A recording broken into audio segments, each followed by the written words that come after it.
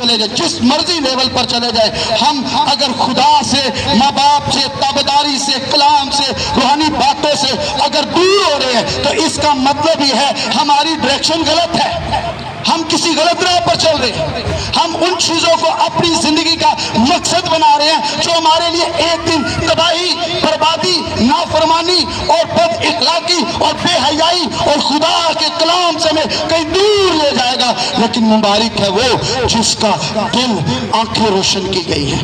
ہاللیلویا!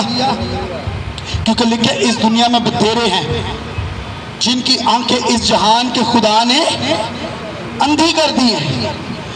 میں بتاؤں، عام دنوں کے اندر ہمارا خدا کی عبادت کرنا کوئی چھوٹی بات نہیں ہے، کیونکہ بتھیروں کی آنکھیں بند ہیں، لیکن اپنی خوشی اور اپنی غمی میں خدا کو پہچان لینا، اسے اول درجہ دینا، اس کے نام سے اپنے دن کو، اپنی خوشیوں کو منانا، اپنی غمی میں بھی اپنے خداوند کے قدموں میں آ جانا، اپنے خداوند کے حضوری میں دعا کرنا اور مصیبت میں اپنے خدا کی مدد پانا، یہ ہمارا روحانی اور خدا کے خوف اور خدا کے جلال اور خدا کی تابعداری کے رویے کو ظاہر کرتا ہے۔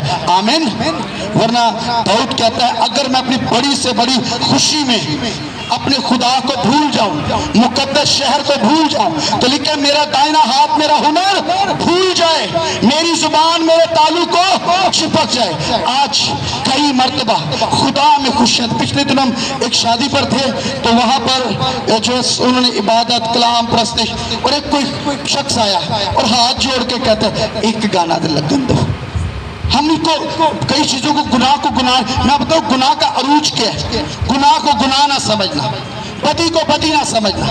ارے اگر اولاد نہ ہوتی تو وہ روتے، دعائیں کرتے، چرچ جاتے، کلام پڑھتے، روزے رکھتے، خادمین سے کہتے، اپنے خدا سے التجا کرتے اور کہتے خدا ہمیں اولاد بخش، اور جب اولاد خدا دے، ان کی خوشیاں دیکھنے کو دے، ان کے جو ہے وہ بڑے ہوں، ان کے ازدواجی سفر شروع ہو جائے، تو ہم اپنی خوشیاں بدی کے ساتھ، گناہ کے ساتھ، نافرمانی کے ساتھ منائیں۔ یہ کہاں کا؟ یہ کلام کی تعلیم نہیں ہے۔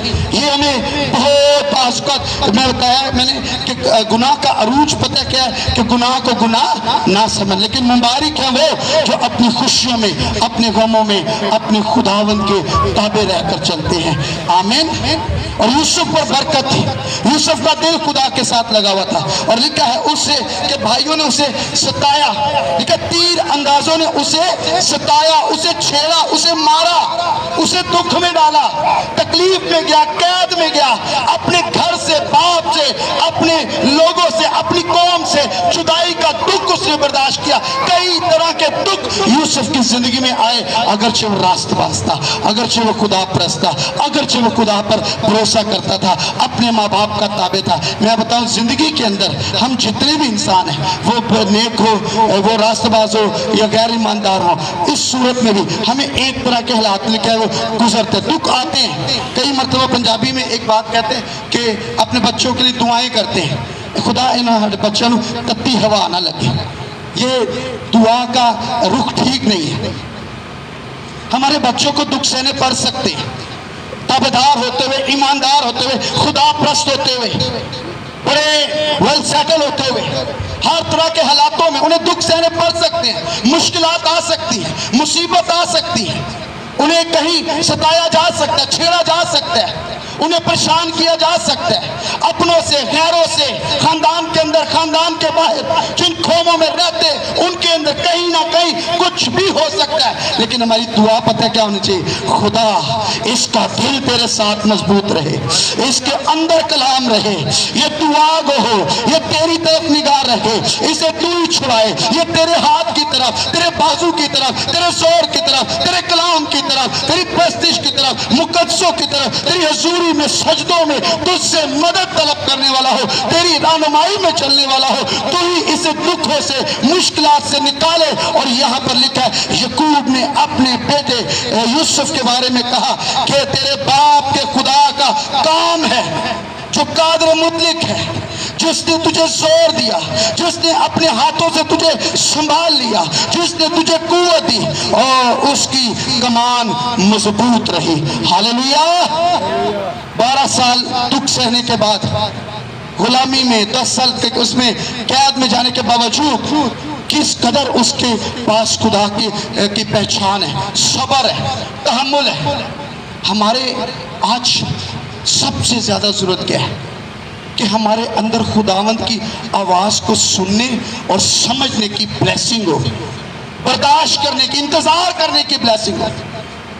اگر کسی کا وقت ضائع ہو رہا ہے یا ہو چکا ہے، اس سے بھی انتظار کرنے کی، خدا کی طرف نگاہ کرنے کی ضرورت ہے۔ آمین۔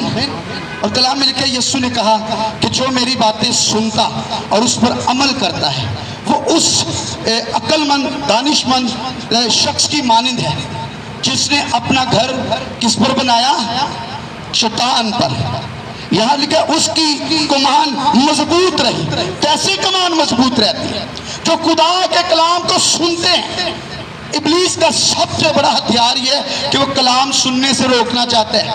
کئی لوگ اس کا کلام نہیں سنتے، خدا کے گھر نہیں جاتے، اپنے بچوں کو نہیں لے کے جاتے، سنڈے اسکول کی اہمیت کو نہیں سمجھتے، اپنے بچوں کا ہاتھ پکڑ کے انہیں گود میں لے کر، ارے جب خداوند کی حضوری میں لیکن مریم جب الشبہ سے ملی تو اس نے کہا